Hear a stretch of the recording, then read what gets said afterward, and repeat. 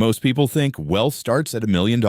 Some say 6 figures is the turning point. But in reality, the number that changes everything is much smaller. It's not flashy, it's not impressive, but it's powerful. That number is $20,000. And once you reach it, your entire relationship with money starts to shift. Let me explain. When people think about building wealth, they usually imagine two extremes. Either someone was born into money, or they spent decades grinding, slowly stacking cash. But real wealth doesn't work like a straight line. It works in thresholds, invisible levels where the rules suddenly change. And $20,000 is one of the first major ones. Before this point, money feels heavy. Every step forward takes effort. Saving feels slow. Progress feels invisible.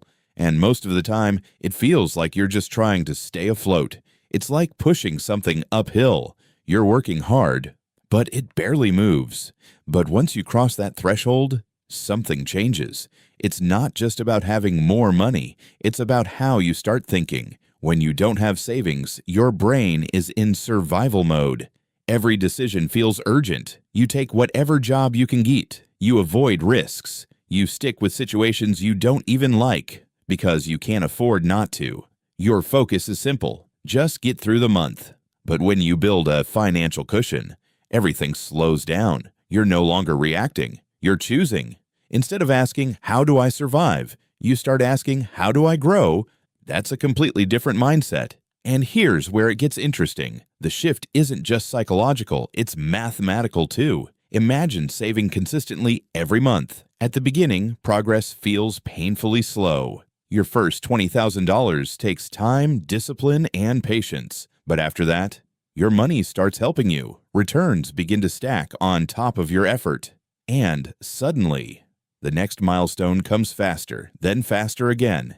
And eventually, your money is doing more of the work than you are. That's when things start to feel different. At smaller amounts, growth feels insignificant. A percentage gain doesn't mean much when the base is small, but once your savings grow, those same percentages start to matter. A return that once felt tiny now feels real. Now your money is producing money. But here's the part most people overlook. Saving $20,000 isn't just about the number. It's about who you become in the process. Think about what it takes to get there. You have to be consistent. You have to control your spending. You have to prioritize long-term thinking over short-term comfort. And most importantly, you prove to yourself that you can do it. That changes everything, because now you're not just someone who wants to save money, you're someone who does. That identity shift is powerful. There's also another benefit most people don't talk about: options. When you don't have savings, problems feel like disasters. An unexpected expense can throw everything off. But when you have a buffer,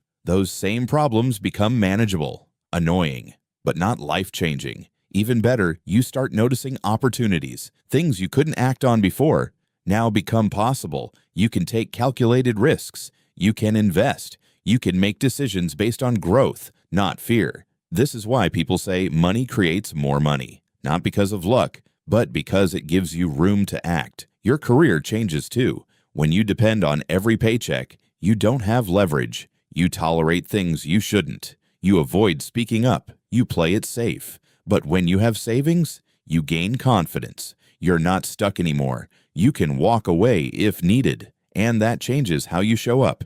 You negotiate differently. You take more initiative. You carry yourself with more certainty, and people notice. But here's the mistake a lot of people make. They reach this milestone and then spend it. They treat it like a reward, a vacation, a big purchase, something they deserve.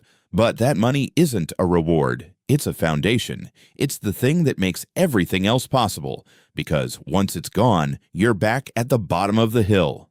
Another shift happens around this level too. You stop worrying about small expenses and start focusing on big ones. When money is tight, every tiny decision feels important.